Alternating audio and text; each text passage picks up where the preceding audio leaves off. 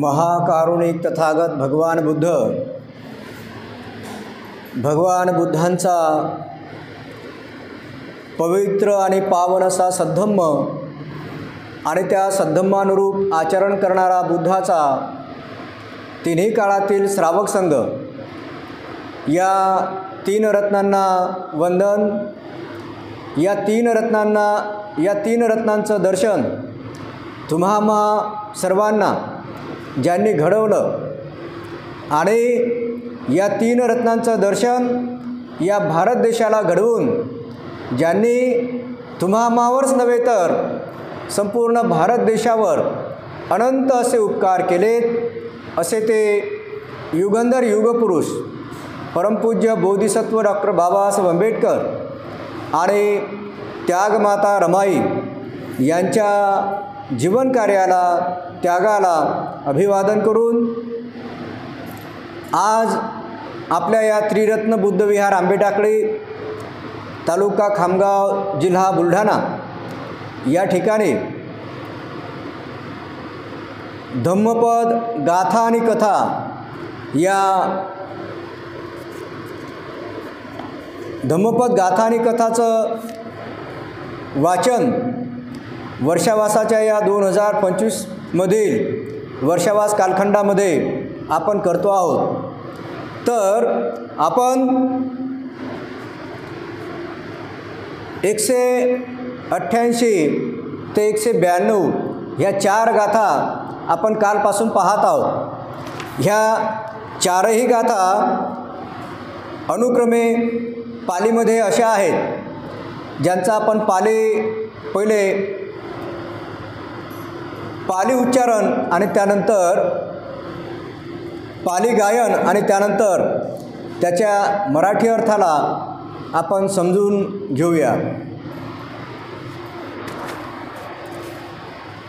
तर पाली गाथा अशी आहे. बहुवे शरणं यान्ति पबतानि वनानि च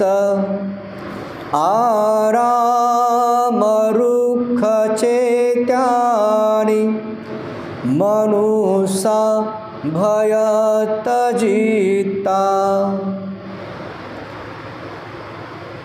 189 गाथा अशी आहे. नेतं खो शरणं खेमं नेतं शरण उत्तमं नेतं शरणमागम्य सर्वदुःखापमुच्यते. गाथा नंबर 190. यो च बुद्धं च धम्मं च संघं च शरणं गतो चत्तारि अरिय सच्चानि सम्मपय्याय पश्यति. गाथा नंबर 191. दुःख समुपादं दुःख सच अतिकम् अरियञ्च अट्टाङ्गिकमग्गं दुःखोपशमगामिनं. गाथा नंबर 192. एतं खो शरणं खेमं एतं शरण उत्तमं एतं शरणमागम्यं सर्वदुःखापमुच्यते. ह्या 4 गाथा आपण कालपासून पाहत आहोत. त्यातील 188वी म्हणजे पहिली गाथा अशी आहे. बहुवे शरणं यन्ति पबत्तानि वनानिच आराम रुक्ष चेत्याने मनुष्या भयतजिता.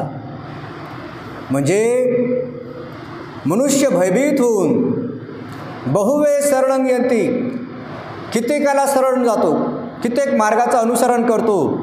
कोणकोणत्या मार्गाचं अनुसरण करतो? तो पर्वताची पूजा करतो, पर्वताचं अनुसरण करतो, वन उद्यान वृक्ष चैत्यांना शरण जातो. हे सगळं तो भयाने करतो. आपण काल पाहिलं की सप्ताह करतो, वेगवेगळे उपवास करतो, नवस करतो. आणि हे सगळं तो कशाने करतो? तर भीतीपोटी करतो. आणि म्हणून भीतीने माणसाच्या जीवनामध्ये काहीही साध्य होत नाही. जर भीतीपोटी आपण एखादा नवस करत असू तर त्या नवसाने आपले इच्छित ध्येय साध्य होऊ शकणार नाही, किंवा आपण दुःखातून मुक्त होऊ शकणार नाही, किंवा आपल्याला मोक्ष किंवा निर्वाण यापैकी काहीही साध्य होऊ शकणार नाही. अशी ही गाथा 188 आहे. आणि त्या पुढची जी गाथा आहे ती माणसाला त्याच्या पुढे आणखी विचार करायला लावते. की पहिल्या गाथेमध्ये म्हणते की भीतीमुळे आपण वनाला, पर्वताला, नद्याला, चैत्याला जर शरण जात असू तर त्याने हे सगळं माणूस भयापोटी करतो. आणि त्यानंतरची 189वी गाथा आहे, नेतं खो शरणं खेमं नेतं शरण उत्तमं नेतं शरणमागम्य सब्ब दुःखापमुच्यते. म्हणजे वृक्ष, पहाड, नद्या वगैरे शरण जाणे हे शरण मंगलदायक नाही, हे शरण उत्तम नाही. कारण या शरणांना शरण जाऊन सर्व दुःखातून सब्ब दुःखापमुच्यते, सर्व दुःखातून मुक्ती मिळू शकत नाही. माणसाला वृक्षासमोर झुकू द्या, पहाडासमोर झुकू द्या, नद्यासमोर झुकू द्या, किंवा चैत्यासमोर झुकू द्या, त्याने काही साध्य होणार नाही. अशाने दुःखमुक्त होणार नाही. आणि त्यानंतर 190वी गाथा आहे, योच बुद्धंच धम्मंच संघंच शरणं गतो. गतो म्हणजे जातो, गेला, जातो. जो बुद्धाला, योच पालीमध्ये वारंवार शब्द येतो, योच. योच म्हणजे जो कोणी बुद्धंच धम्मंच संघंच शरणं गतो, बुद्ध धम्म संघाला शरण जातो. चत्तारी अर्य सच्चाने सम्मपयाय पश्यति. पश्यति म्हणजे पाहतो. कशाला पाहतो? चत्तारी अर्य सच्चाने. चत्तारी म्हणजे 4, अर्य सच्चाने म्हणजे आर्य सत्याला, श्रेष्ठ अशा सत्याला तो जाणतो, पाहतो. आणि 191व्या गाथेमध्ये आहे, दुःख समुपादं दुःखस अतिक्कम अर्यंच अठ्ठांगिकं मग दुःख समगामिनं. ज्याने दुःखाची उत्पत्ती, दुःखातून मुक्ती आणि मुक्ती मार्ग आर्य अष्टांग मार्गाला सम्यक प्रज्ञेने पाहिले, जो पाहतो त्याचं पुढे काय होते? त्याचं पुढे काय होते? एतं खो शरणं खेमं एतं शरण उत्तमं एतं शरणामागम्य सब्ब दुःखापमुच्यते.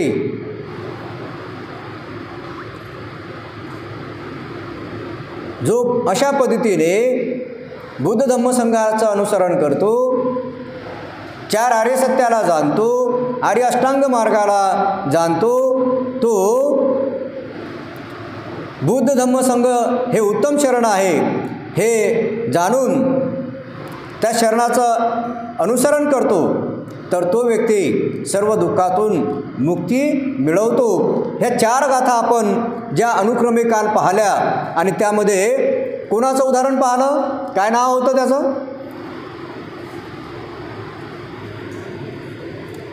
एकच दिवस झाला. कोसल नरेश. कोसलचा राजा कोण आहे? महाकोसल.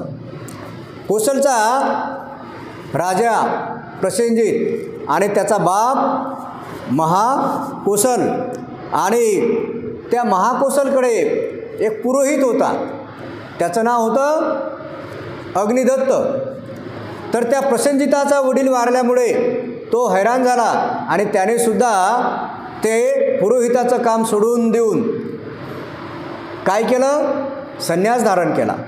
प्रसेनजिताने त्याची मनधरणी केली की तुला मी सुद्धा माझ्या वडिलांप्रमाणे मान सन्मानाने वागवेल जसे माझे वडील वागवत होते. परंतु त्याने संन्यास धारण केला. त्या अग्निदत्ताने त्याच्या वडिलाने सुद्धा महान असं दान धर्म केलेलं होतं.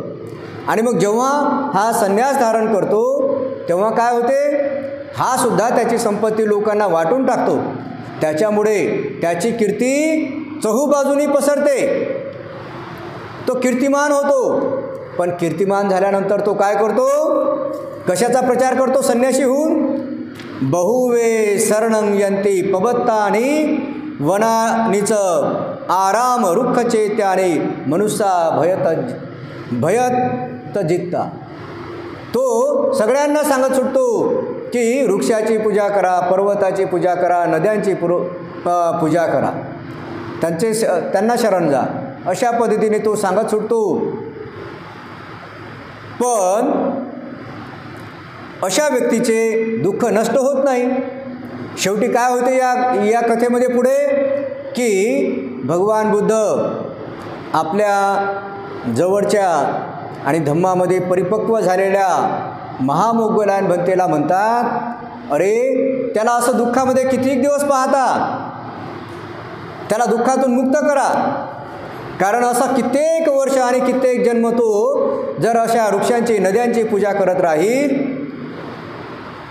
उपवास करत राहील, नवस करत राहील, तर तो दुःखातून मुक्त होणार नाही, सुखाला प्राप्त करू शकणार नाही, सुखाची गोडी तो चाखू शकणार नाही.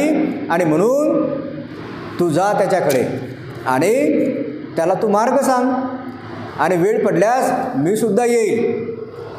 मग काय होते? तिथे जातात महामोगलान भंते. पण तो मात्र महामोगलान भंतेची गोष्टसुद्धा घेत नाही. आणि गोष्ट घेत नाही, तिथे बोलता बोलता रात्र होते. महामोगलान भंते म्हणतात की मला थोडंसं रात्रभर राहण्याची थोडीशी जागा दे. परंतु तो म्हणतो की तुमच्यासारख्याला इथे जागा मिळत नाही. आणि शेवटी ते महामोगलान भंते त्या नदीच्या किनाऱ्यावर असणाऱ्या त्या वाळूवर आपला सहारा घेतात, वाळूच्या गंजावर तिथे जातात आणि पोहतात, म्हणजे आपलं शरीराला आराम देतात. तर ती जी जागा असते तिथे रात्री नाग येतात आणि ते नाग माणसाच्या जीव गमावतात. अशी त्या जागेची ख्याती होती. मग त्या अग्निदत्ताला असं वाटते की आता उद्या हा निश्चितच मरेल, नाग येईल, याला दंश करेल आणि याचं वाईट झालेलं असेल. तो या इराद्याने दुसऱ्या दिवशी येऊन त्याचे शिष्य येऊन पाहतात, तर त्या ठिकाणी महामोगलान भंते हे त्यांना जिवंत अवस्थेमध्ये दिसतात. आणि ते तर ध्यान सुखाचा आनंद घेत त्या रेतीवर बसलेले असतात. आणि इथे असा उल्लेख आहे की नाग त्यांच्या भोवती आहे आणि त्यांच्या डोक्यासमोर असा फणा धरलेला आहे. ते पाहून ते आश्चर्यचकित होतात आणि ते आश्चर्य पाहण्यासाठी जसं एखाद्या लहान मुलाला कुतूहल वाटते तर त्याचे शिष्य तर येतातच, पण शेवटी लहान मुलांच्या कुतूहलाप्रमाणे तो अग्निदत्तसुद्धा येतो. तर तो दोन प्रकारे दुःखी होतो. एक प्रकारे एका अर्थाने असा दुःखी होतो की हा काल तर मरणे अपेक्षित होता, परंतु तो मेला नाही, अशा अर्थाने तो दुःखी होतो. आणि दुसरा अंगाने असा दुःखी होतो की हा मेला तर नाहीच नाही, परंतु याच्या चरणावर आपले शिष्य डोकं टेकवत आहेत, याला शरण जात आहेत. या दोन्ही गोष्टीचं त्याला दुःख होते, पण तो मात्र शरण जात नाही. आणि जेव्हा भगवान बुद्ध तिथे येतात तर भगवान बुद्ध त्याला जवळ बोलावतात आणि जेव्हा विचारतात तर तेव्हा तो भगवान बुद्धाला विचारतो की हे कसं काय शक्य आहे. तर भगवान बुद्ध त्याला म्हणतात की अरे तू या गोष्टीकडे कशा नजरेने पाहायला पाहिजे. की तू ह्या गोष्टीचा अशा दृष्टीने या गोष्टीला बघ, यातलं आश्चर्य तू असं बघ, या अर्थाने तू आश्चर्य बघू नकोस की तो नाग त्या महामोगलान भक्तीला संरक्षण कसं केलं आणि तो रात्रभर तिथे राहून कसा जिवंत राहिला, हे आश्चर्य तू पाहू नकोस. हे आश्चर्य, या आश्चर्याकडे तू पाहू नकोस. अरे तू या आश्चर्याकडे बघ, दुसऱ्या आश्चर्याकडे बघ की तो नाग असून म्हणजे तो प्राणी असून तो त्या महामोगलायन भंतेच्या त्या सद्गुणांकडे पाहतो. तो प्राणी असून, परंतु तू माणूस असून त्या सद्गुणाला पाहू शकत नाही, सद्गुणाला जाणू शकत नाहीस. या अर्थाने हे आश्चर्य तू पहा. तर सज्जन हो, आपण सद्गुणांची कदर केली पाहिजे, सद्गुणाची जोपासना केली पाहिजे, सद्गुणाची बीजारोपण केलं पाहिजे आणि त्याला वाढवलं पाहिजे, सद्गुणांची कदर केली पाहिजे. हा बोध या ठिकाणाहून आपल्याला मिळतो. हा बोध आपण या ठिकाणाहून घेणं आवश्यक आहे की सद्गुण आपण शोधले पाहिजे, आपल्या स्वतःमध्ये शोधले पाहिजे. आणि आपला जर का कोणी दुश्मन जरी असेल आणि त्याच्यामध्ये जर का सद्गुण असतील तर त्या सद्गुणाची तुम्ही वाहवा करायला विसरू नका. जर का तुम्ही त्याच्या सद्गुणाची वाहवा केली नाही तर तुम्हीसुद्धा त्या अग्निदत्तासारखेच, आपणसुद्धा त्या अग्निदत्तासारखे आहोत. आणि जे असे अग्निदत्तासारखे असतात तर त्याला बुद्ध काय म्हणतात की प्राणी बेहत्तर आहे तुमच्यापेक्षा, की ते सद्गुणाला जाणतात. त्यांनी त्या महामोगलायन भंतेच्या सद्गुणाला जाणलं, परंतु तुम्ही माणसं असून माणसापेक्षाही, याच्या अगोदरच्या कथेमध्ये आपण पाहिलं होतं की एका ठिकाणी जिथे माणूस उभा आहे त्याच्या मागं प्राणी आहेत, पण माणसाच्या पुढे देवता आहेत आणि देवताच्या पुढे निर्वाण आणि बुद्धत्व आहे. मग याच्या कथेमध्ये आपल्याला पाहायला मिळते की माणूस कधी कधी अशा हीनतेला पोचलेला असतो की तो मनुष्यत्व सोडून प्राण्याच्या योनीमध्ये जातो. पहा, म्हणजे याच जन्मामध्ये तो प्राणी होऊन जातो. इतकी नीच अशी विचारधारा तो धारण करतो, म्हणजेच तो खऱ्या अर्थाने प्राणी होतो. आणि हाच माणूस जेव्हा आपल्यातल्या सद्गुणाला पाहतो, सद्गुणाला ओळखतो, सद्गुणाची जोपासना करतो, आपले दुर्गुण नष्ट करतो, दुसऱ्यांविषयी करुणा करतो, दया करतो, तर तेव्हा हाच माणूस एका पुढच्या स्टेपला जातो. तो जेव्हा माणसाच्या चित्ताची कुशलधारा ही अधिक प्रवाहित होते आणि ती कुशल चित्ताची धारा जेव्हा स्थिर होते तेव्हा माणूस हा देवता स्थितीला पोचलेला असतो. आणि जेव्हा त्यापेक्षा जेव्हा तो पुढे जातो तर माणूस निर्वाणाला पोचतो, तो बुद्धत्वाला प्राप्त करतो. तर अशा पद्धतीने भगवान बुद्धाने त्याला उपदेश जेव्हा केला की अरे या वृक्षाला, पर्वताला पूजनाने माणसाला काही साध्य होत नाही, तर बुद्ध धम्म संघ हे जे 3 शरणस्थान जो धारण करतो तो 4 आर्य सत्याला पाहतो. आणि जो 4 आर्य सत्याला पाहतो, मग त्या 4 आर्य सत्याचे नावं या ठिकाणी आहेत. दुःख आर्य सत्य, दुःखाची उत्पत्ती, दुःख निरोध आणि दुःख निवारण करण्याचा जो मार्ग आहे भगवान बुद्धांनी सांगितलेला, कोणता? आर्यो अष्टांगिको मग्गो, आर्य अष्टांगिक मार्ग. तर या मार्गाला जो जाणतो, या मार्गाचं जो पालन करतो तो सब दुःखापमुच्यते, सर्व दुःखातून तो मुक्त होतो. आणि असा उपदेश तथागतांनी त्या अग्निदत्ताला केल्यानंतर काय होते की तो अग्निदत्तसुद्धा श्रोतापत्ती फलाला प्राप्त होतो. तर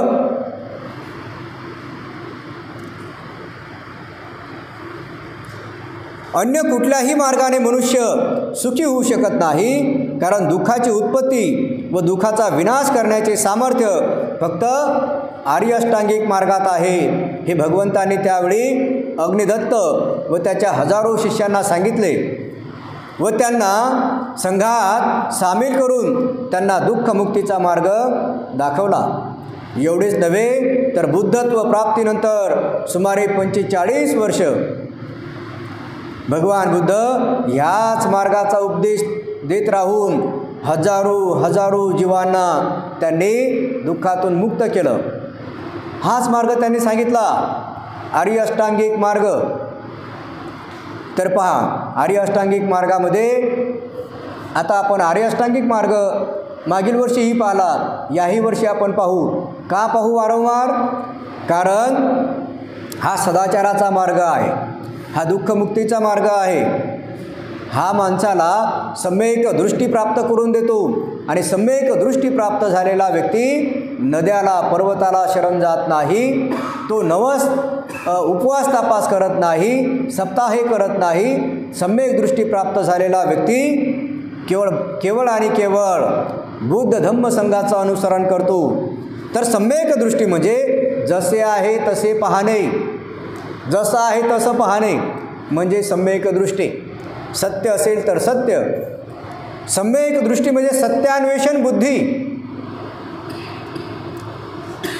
ते पाहताना कोणतीही धारणा मनात नसणे, कामना, द्वेष, राग, वासना, लोभ, मोह इत्यादीची कुठलीही धारणा न बाळगता जे आहे तसे पाहणे. आता हा अग्निदत्त बुद्धासमोर उभा असूनही जो आहे जसा आहे तसाच त्याला पाहता येत नाही. त्याच्या मनात काही धारणा दडून बसलेल्या आहेत. तो विचार करतो, हा बुद्ध क्षत्रिय आहे, मी ब्राह्मण आहे. क्षत्रिय एखाद्या ब्राह्मणापेक्षा श्रेष्ठ कसा असू शकतो? अशा पद्धतीने त्याच्या मनामध्ये अहंकार उत्पन्न होतो आणि त्यामुळे महामोगलांचे किंवा बुद्धाचे मोठेपण त्याला जसे आहे तसे दिसूच शकत नाही. त्याच्या मनात पूर्वीपासून असलेल्या धारणातून तो मुक्त असता तर बुद्ध व महामोगलांचे बुद्धत्व त्याला जसे आहे तसे पाहता आले असते व तीच खरी सम्यक दृष्टी ठरली असते. आपण एखाद्या व्यक्तीकडे म्हणजे यातून आपण काय बोध घेतला पाहिजे? आपल्या व्यवहारी जगताचा जर विचार केला तर आपण एखाद्या व्यक्तीकडे जे एखाद्या भावनेने पाहतो की हा आपल्याला असा त्रास देतो किंवा हा आपल्याला असाच बोलत राहतो, आपण त्याकडे त्याच नजरेने पाहतो. पण त्याच्यामध्ये इतरही काही सत्य लपलेलं असते, आपण ते सुद्धा जाणलं पाहिजे. त्यानंतर आहे सम्यक संकल्प. सम्यक संकल्प आर्य अष्टांगिक मार्गामधला दुसरा आहे सम्यक संकल्प. सम्यक संकल्प म्हणजे उचित असा संकल्प, योग्य असा विचार, संकल्प, योग्य संकल्प. पण काही लोक हटवादी असतात, हट्टी असतात. त्या हट्टाला सम्यक संकल्प असं म्हणता येत नाही. हट्टी मनुष्याला संकल्पवान असे म्हणता येणार नाही. जिद्द किंवा हट्ट ह्याला संकल्प मानणे उचित नाही. जिद्द किंवा हट्ट अहंकारातून निर्माण होते. काही लोक जिद्द करतात लहान मुलांप्रमाणे, तर तो जिद्द किंवा तसा हट्ट याला संकल्प म्हणता येणार नाही. सम्यक संकल्पात अहंकाराला स्थान नाही. असे करून दाखवीन, तसे करून दाखवीन अशी जिद्द ही अहंकाराची जननी आहे आणि अशी गोष्ट स्वतः घडली नाही तर मोठी ग्लानी निर्माण होते.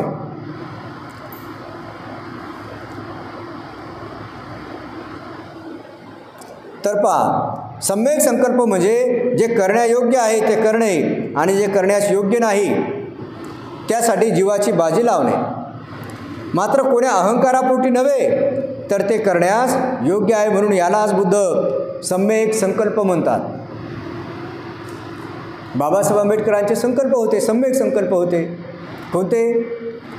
बाबासाहेबांचं असं एकदा वचन होतं की मी माझ्या समाजाला त्यांचे हक्क, अधिकार, न्याय जर मिळवून देऊ शकलो नाही तर स्वतःला गोळी घालून ठार करेल. हा बाबासाहेब आंबेडकरांचा सम्यक संकल्प होता. त्यामध्ये ना स्वार्थ होता, ना अहंकार होता, ना हट्ट होता.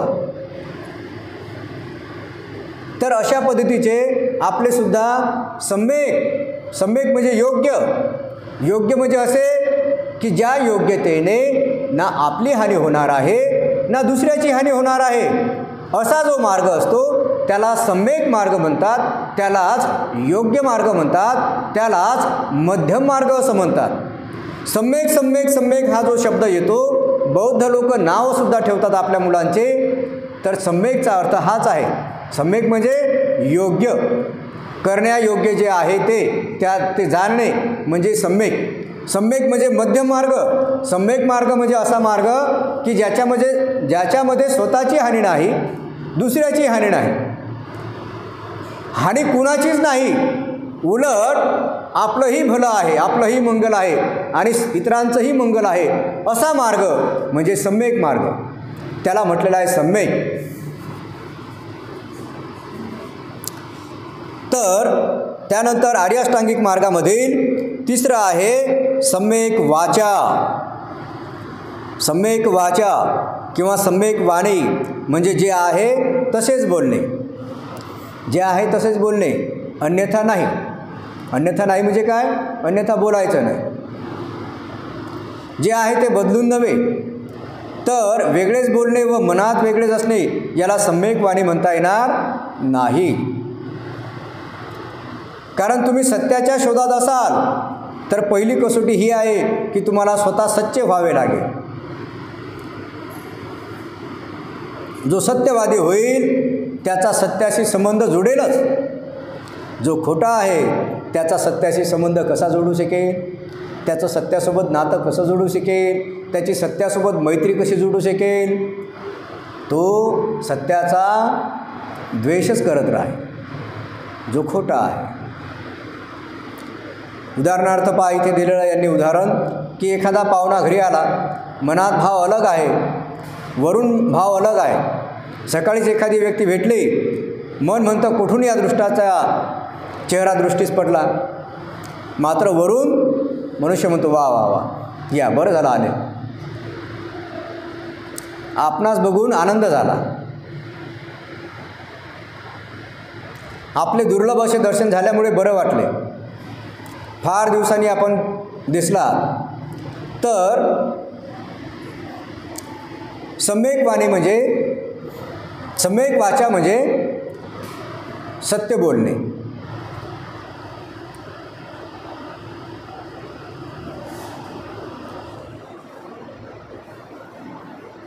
ज्याला मुसावादा वेरमणी म्हणतात, पण त्यासोबतच व्यर्थ बकवास न करणे म्हणजे सुद्धा सम्यक वाचा आहे। त्यानंतर आर्याष्टांग मार्गामध्ये सम्यक कर्मांत आहे। सम्यक कर्मांत म्हणजे तेच करायचे जे करण्यायोग्य आहे, जे करण्यायोग्य काय आहे तेच करणे म्हणजे सम्यक कर्मांत होय। प्रत्येक गोष्ट करण्याच्या भानगडीत पडू नका, प्रत्येक गोष्ट करण्याच्या भानगडीत पडू नका, कारण प्रत्येक गोष्ट करू शकतो का आपण? हजारो लोक हजारो ढंगाचे काम करीत आहेत आणि तुम्हीही त्यांचे अनुकरण करून प्रत्येक दिशेला धावू लागले तर तुमचे कर्म हळूहळू विस्कळीत होऊन जाईल। असं होते ना की कधीकधी असं होते की आपल्याला गटाची गरज नसते, आपल्याला गटाची गरज नसते, पण सगळेच जण काढतात म्हणून आपण गटाचे पैसे काढतो, असं कधीकधी होते। म्हणून इथे काय म्हटलेलं आहे की प्रत्येक गोष्ट करण्याच्या भानगडीत पडू नका, हजारो लोक हजारो ढंगाचे काम करीत आहेत आणि तुम्ही त्याचे अनुकरण करून प्रत्येक दिशेला धावू लागले तर तुमचे कर्म हळूहळू विस्कळीत होऊन जाईल, तुमची चेतना हजार खंडात विस्कळीत होईल, त्यामुळे तुमच्या ध्येयाच्या सागराकडे तुम्ही पोहोचू शकणार नाही। सम्यक कर्मांताचा अर्थ आहे एकच दिशेवर नजर ठेवणे आणि जे तुम्हाला करायचे आहे तेच करणे, आणि असेच कर्म तुम्ही अंगीकारा ज्याने तुमची चेतना अधिकच भावनामयी होईल, ज्यामुळे तुम्हाला अंतर्दृष्टी प्राप्त होईल। असेच कुशल कर्म करा जे तुमच्या भल्याचे, इतरांच्या भल्याचे, तसेच बहुजनांच्या हिताचे, सुखाचे आहे। तर याला सम्यक कर्मांत म्हटलेला आहे। आणि त्यानंतर आहे सम्यक आजीविका। आजीविका म्हणजे आपण जीवन जगण्यासाठी जो काही व्यवसाय करतो तर तो सम्यक असला पाहिजे. त्या व्यवसायाने सुद्धा इतर कोणाची हानी होणार नाही, इतर कोणाला दुखापत मिळणार नाही. त्या व्यवसायामध्ये आपले भले आणि इतरांचे सुद्धा भलेच होईल अशा पद्धतीचे व्यवसाय आपले असले पाहिजेत. अशा पद्धतीचे कामं करून आपली उपजीविका आपण भागवली पाहिजेत असा याचा अर्थ आहे. जोडून या धन उत्तम व्यवहारे, हे जे संतांनी सांगितलेलं आहे की धन जे जोडायचं आहे ते उत्तम असा व्यवहार करून जोडायचं आहे, तर तीच ही सम्यक आजीविका आहे.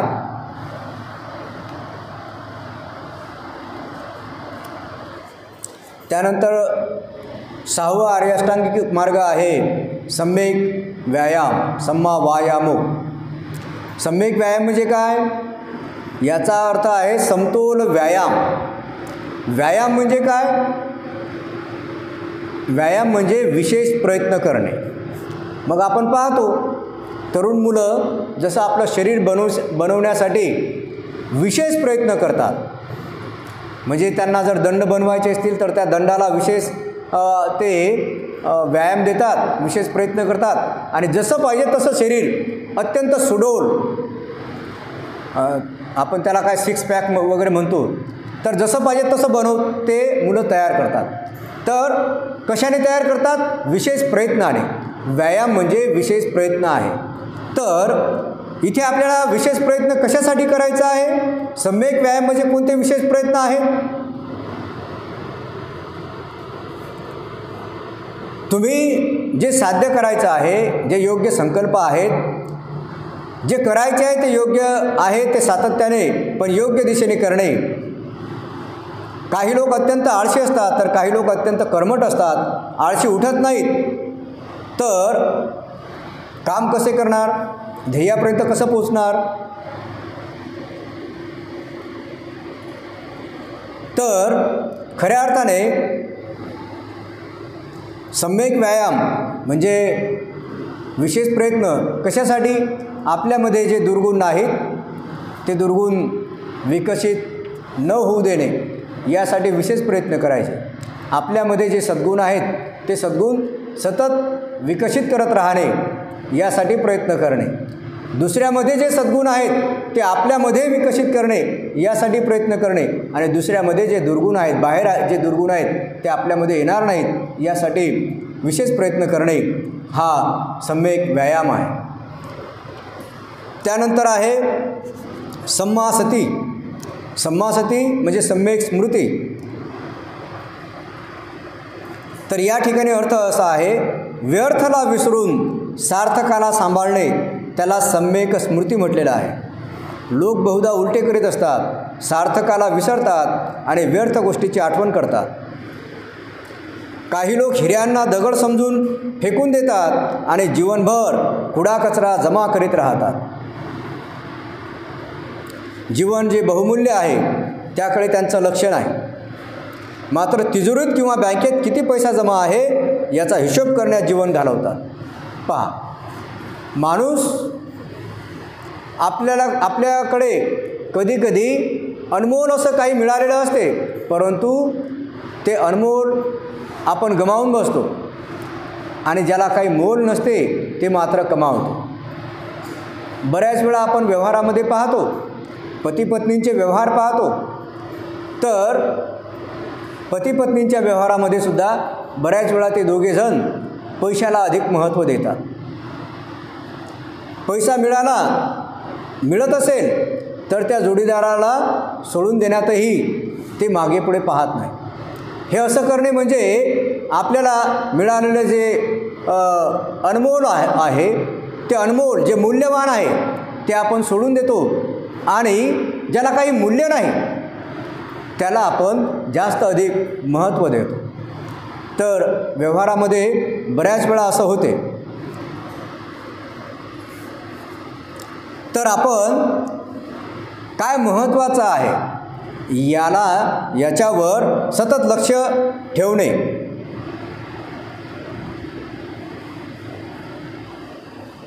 बुद्धांच्या स्मृती शब्दातूनच संतांचा सुरती हा शब्द आलेला आहे. सुरती स्मृतीचाच अपभ्रंश आहे. ज्याला कबीर सुरती म्हणतात तो बुद्धांचा शब्द स्मृती आहे. त्यांच्यात थोडा गोडवा निर्माण केला. सुरती आपली स्मृती, आपली याद, आपली ओळख. तर सम्मा सती म्हणजे सजगता. ही सजगतासुद्धा काय करायला पाहिजेत आणि काय करायला नाही पाहिजे याविषयी माणसाने सतत आणि सतत अलर्ट राहिलं पाहिजे, सजग राहिलो पाहिजे की आपण आपल्या जीवनामध्ये काय करायला पाहिजेत. आणि बऱ्याच वेळा निर्णय घेताना असं होते की नको तो निर्णय घेतो व्यक्ती आणि जो निर्णय घ्यायला पाहिजे तो निर्णय आपण घेत नाही. हे कशामुळे होते? आपली स्मृती, आपली जागरूकता ही नष्ट होते. आपण बेहोश असतो. बेहोश कशामध्ये असतो? आपल्याला एखादा जसा व्यसनाने पडलेला माणूस बेहोश दिसतो तसे आपण सुद्धा जीवन जगत असताना खातो पितो उठतो बोलतो, पण ह्या सगळ्या गोष्टी करत असताना कधीकधी ह्या सगळ्या गोष्टी आपण बेहोशीत करत असतो व्यवहारामध्ये जगत असताना. आणि म्हणून कधीकधी बेहोशीमध्ये आपण आपल्या कुटुंबातील व्यक्तीला बेहोशपणे काही बऱ्या शब्दाने दुखवत असतो आणि मग बऱ्याच वेळा छोट्या छोट्या गोष्टीवरून नाते विस्कळीत होतात आणि माणूस माणसाला दूर करतो. तर हे सगळं बेहोशीमुळे होते. आपण काय शब्द एखाद्या व्यक्तीसाठी खर्च करतो याचंसुद्धा आपल्याला ध्यान राहत नाही. तर व्यावहारिक आयुष्यामध्ये आपण सतत सजग असणं हे अत्यंत आवश्यक आहे. सम्यक समाधी, 8वं आर्य अष्टांगिक मार्ग आहे सम्यक समाधी. बुद्ध समाधीतसुद्धा सम्यक समाधी आहे असे म्हणतात. काही अशीही समाधी असू शकते जी सम्यक समाधी नाही, जिला जड समाधी म्हणतात. एक मनुष्य मूर्छित पडलेला आहे, तुम्हाला वाटेल कदाचित तो समाधीत आहे. बुद्ध अशा समाधीला सम्यक समाधी म्हणत नाही. एखादा मनुष्य गाढ निद्रित आहे, एखाद्याला वाटेल तो समाधीत आहे, मात्र अशी व्यक्ती समाधीत नसून बेहोशीत आहे. अशा व्यक्तीचे मन थांबले पण होश नाही. आता पहा, सम्यक समाधी म्हणजे काय? मन तर बंद झाले पाहिजेत. सम्यक समाधी म्हणजे काय? मनाचे व्यवहार बंद झाले पाहिजेत पण होश कायम असला पाहिजे, त्याला सम्यक समाधी म्हणतात. आता हे जरा पुढचं आहे. जे सम्यक समाधीचा अभ्यास करतात, ध्यान करतात, चिंतन करतात, मेडिटेशन करून पाहतात, हा त्यांच्यासाठी विषय आहे की त्यांनी हे जरूर पाहिलं पाहिजे की मनाचं कार्य थांबलं पाहिजे पण बेहोशीमध्ये नाही. होशमध्ये तो होशमध्ये आहे पण मनाचं कार्य थांबलेलं आहे, ती सम्यक समाधी आहे असं या ठिकाणी या लेखकाचं मत आहे. मन चूप झाले पाहिजेत, विचार बंद झाले पाहिजेत, परंतु बोध पण गमावता कामा नये, त्याला सम्यक समाधी असं म्हटलेलं आहे. तर आजच्या दिवशी आपण इथेच थांबूया. उर्वरित भाग उद्या पाहू.